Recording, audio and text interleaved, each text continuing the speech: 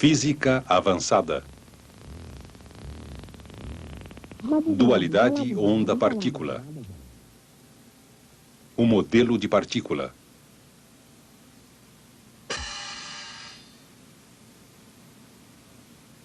No início, disse Deus, haja luz. E houve luz. O que exatamente? O que é luz? Como ela difere das trevas? Cientistas gregos acreditavam que o próprio olho fosse a fonte de luz.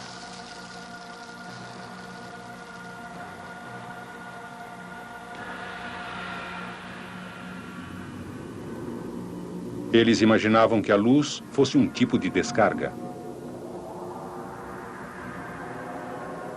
E que essas descargas de luz eram emitidas pelos olhos.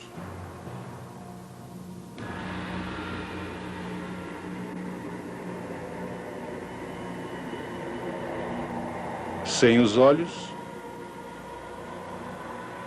não haveria luz. Outros acreditavam que a luz não vinha dos olhos, mas sim de outras fontes. Qualquer que fosse a fonte, parecia razoável imaginar que a luz se deslocava. Tentaram medir o tempo que a luz precisava para se deslocar ou propagar.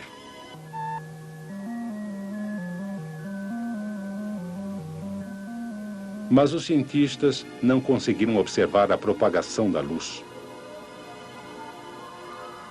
De algum modo misterioso, a luz aparecia em todos os lugares ao mesmo tempo. E isto permaneceu além da compreensão humana até a invenção do telescópio. No final do século XVII, Olaf Römer estudou a luz de Júpiter em vários pontos da órbita da Terra. Suas observações somente podiam ser explicadas supondo que a luz se deslocava atravessando a órbita da Terra em cerca de 16 minutos. Essa é uma distância de mais de 300 milhões de quilômetros.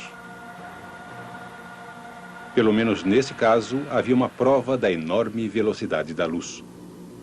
Os cientistas vinham há tempo pesquisando o mundo familiar à sua volta, procurando modelos para ajudar a explicar a propagação da luz. Pouco depois das observações de Römer, o respeitado cientista Sir Isaac Newton emprestou sua fama ao modelo de partícula da luz. O modelo de partícula foi o primeiro a explicar diversos comportamentos importantes da luz. Raciocinando cuidadosamente, Newton teceu algumas hipóteses sobre coisas que não conseguia observar. Ele sabia que sempre que um fluxo de partículas cruza com o outro, ocorrem colisões. Essas colisões fazem as partículas se desviar no cruzamento. Mas não existe prova de que quando dois raios de luz se cruzam, as partículas de luz colidem e se espalham.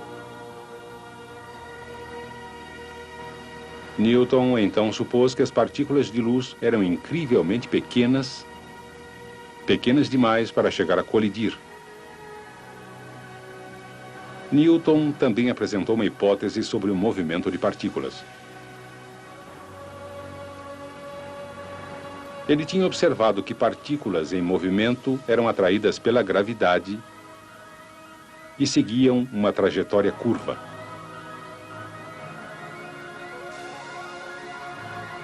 Quanto mais rápida a partícula, mais reto o movimento. Newton então supôs que uma partícula que se movesse tão depressa quanto a luz faria o movimento em linha reta ou propagação retilínea.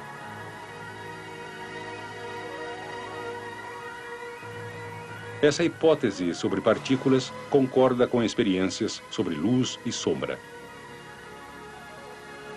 Essas experiências mostram que a luz tende a se mover em linha reta.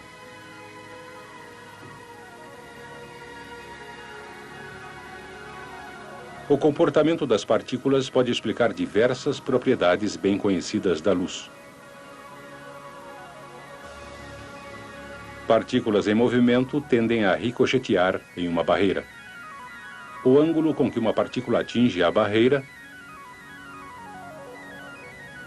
é igual ao ângulo com que deixa a barreira. Essa geometria de reflexão pode ser demonstrada com muitas partículas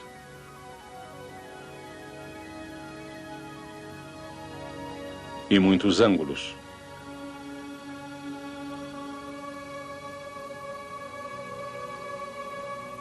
Esse comportamento de partícula é um bom modelo para a luz, porque um raio de luz é refletido por um espelho da mesma maneira.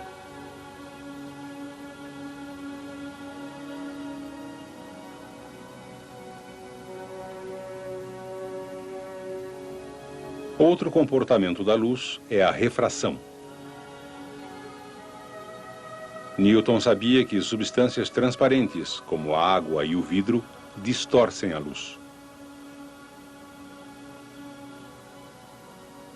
Parece que a luz se desvia ao entrar em um novo meio. Porém, por quê? Newton propôs que partículas de matéria exercem uma atração sobre cada partícula móvel de luz. Essa atração é equilibrada em todas as direções, e assim a luz normalmente se desloca em linha reta, exceto perto da borda de outra substância, como a água. Quando se aproxima da superfície da água, uma partícula de luz encontra uma força de atração mais forte. Isso faz a partícula se desviar para a superfície e se acelerar. Uma vez dentro do novo meio, a maior força de atração puxa igualmente de todos os lados, e, portanto, a partícula de luz continua em uma trajetória reta. Mas Newton não tinha como saber se a luz realmente se movia mais rapidamente na água.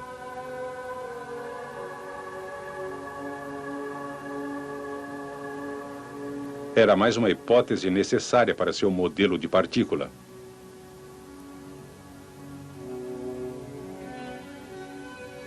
A dispersão é outro comportamento da luz.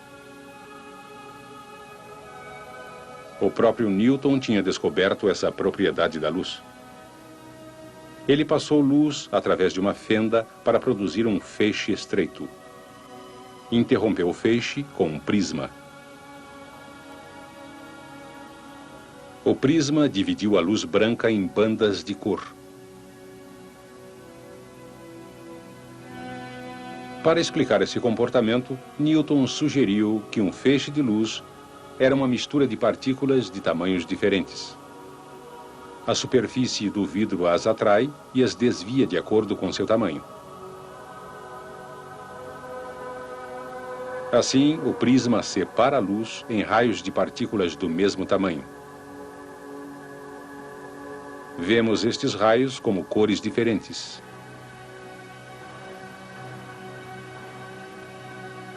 O modelo de partícula de Newton era prova suficiente?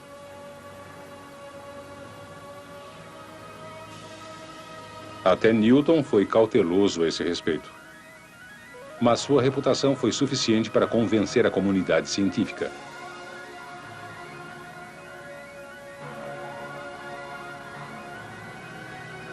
Apesar dos ataques de outro modelo importante, o modelo de Newton sobreviveu e foi aceito por cerca de 2 séculos.